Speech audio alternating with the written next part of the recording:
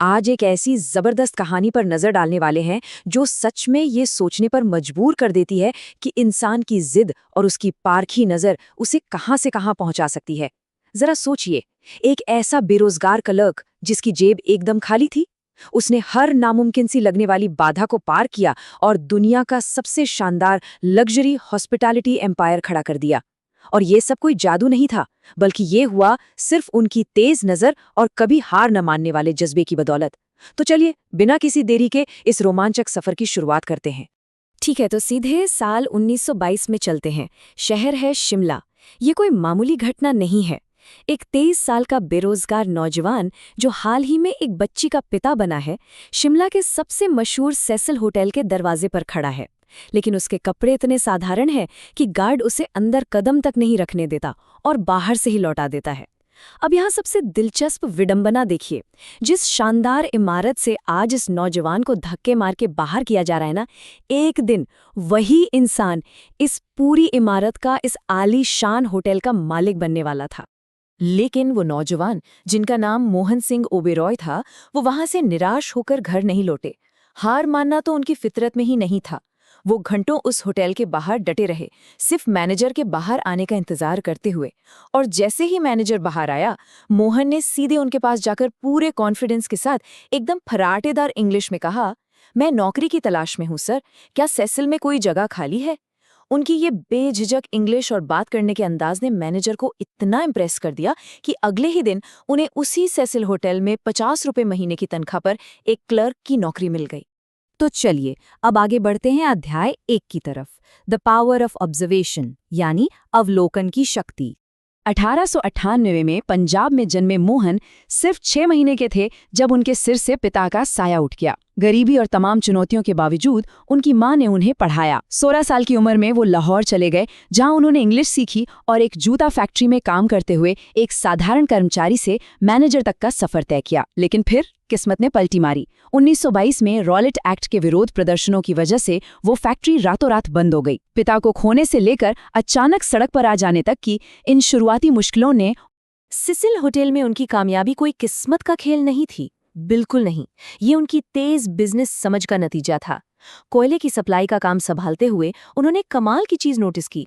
उन्होंने देखा कि सस्ते कोल डस्ट बॉल्स का इस्तेमाल करके बॉयलरों को रात भर धीमी आंच पर चलाया जा सकता है।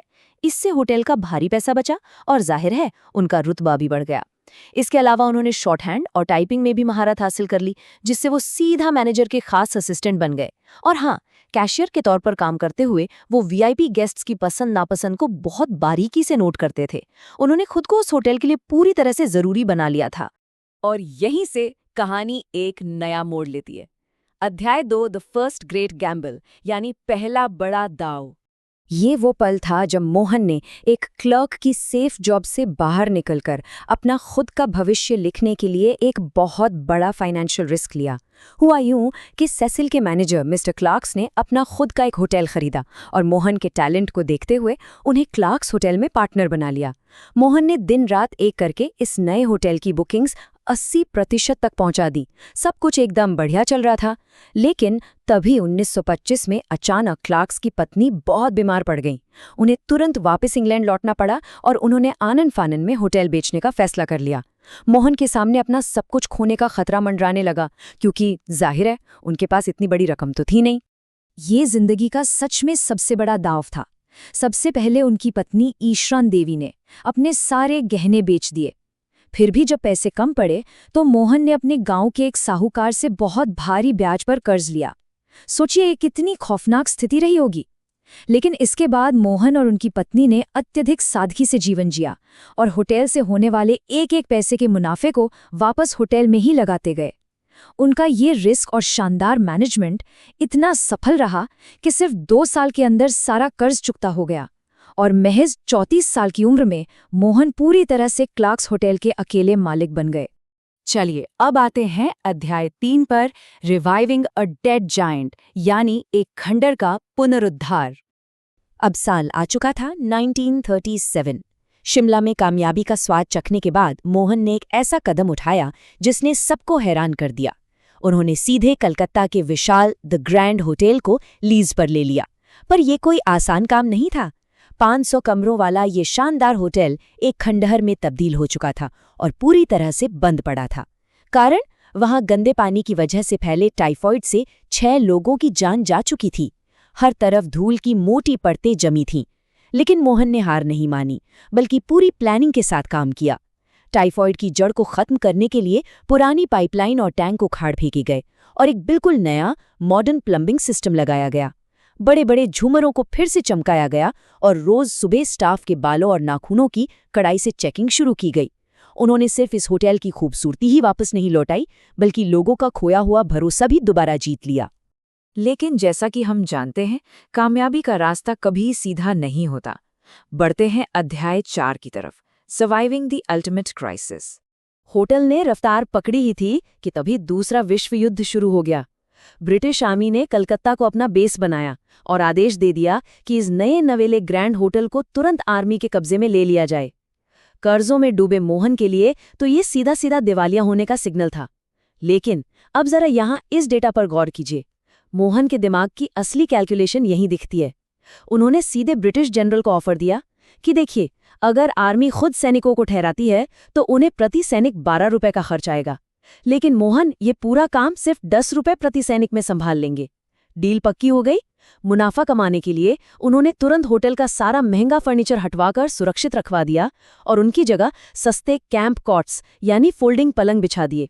जहां पहले सिर्फ 1400 लोग ठहर सकते थे, वहां हर खाली जगह, यहां तक कि बरामदों को भी डॉर्मिट्री में बदलकर 4000 सैनिकों के रुकने का इंतजाम कर दिया गया। इस कमाल के आइडिया से रोजाना 40,000 रुपए की कमाई शुरू हुई और 1945 आते आते उन्होंने करोड़ों रुपए का मुनाफा कमा लिया। अब चलते हैं इस कहानी के सबसे शानदार हिस्सों में से एक की ओर, अध्याय 5, ग्लोबल स्टैंडर्ड्स, रॉयल पैलेसेस। विश्व युद्ध के बाद अपनी इस जबरदस्त कमाई से मोहन ने एसोसिएट होटल्स ऑफ इंडिया को खरीद लिया। इस कंपनी के पास 8 बड़े होटल थे और पता है सबसे कमाल की बात क्या थी? इसमें शिमला का वही सेसिल होटल भी शामिल था जहां से कभी उन्हें बाहर निकाल दिया गया था। अब विडंबना देखिए, मोहन उसी होटल के मालिक बन चुके थे। लेकिन सिर्फ बड़े होटलों का मालिक बनना उनके लिए काफी नहीं था, उन्हें परफेक्शन चाहिए था। 1952 में उन्होंने एक वर्ल्ड टूर किया। पेरिस के जॉर्ज पंचम और लंदन के डोरचेस्टर जैसे दुनिया के 25 सबसे टॉप होटल्स में 3 महीने बिताए। वो जहां भी जाते, कमरों के डिजाइन, किचन के लेआउट और काम करने के तरीकों पर सैकड़ों पन्नों के बारीक नोट्स बनाते और फिर भारत लौटकर इंटरनेशनल लग्जरी स्टैंडर्ड्स को मैच करने के लिए उन्होंने अपने सभी होटलों के किचन, मेन्यू और कमरों के डिजाइन को पूरी तरह से बदल कर रख दिया। उनका ये विजन यही नहीं रुका। 1955 में उन्होंने एक और बहुत अहम चीज नोटिस की। उन्होंने देखा कि भारत में ऐसे ढेरों ऐतिहासिक महल हैं जहां कभी राजा महाराजा रहा करते थे, लेकिन अब वो एकदम खाली पड़े हैं। अपने उसी पारखी नज़र से उन्होंने कश्मीर के महाराजा हरी सिंह के खाली पड़े गुलाब भवन पैलेस को लीज पर ले लिया और उसे एक बेहद आलीशान होटल में तब्दील कर दिया। और इसी के साथ भारत में पहले असली पैलेस होटल का कॉन्सेप्ट सामने आया, जो उस वक्त मेहमानों के लिए किसी अजूबे से कम नहीं था। अब हम प्रवेश करते हैं इस कहानी के अंतिम और सबसे बड़े चुनौतीपूर्ण हिस्से में, अध्याय 6, डिफीटिंग द फाइनल बॉस। 1970 के दशक तक ओबेरॉय ग्रुप भारत की हॉस्पिटैलिटी इंडस्ट्री का बेताज बादशाह बन चुका था।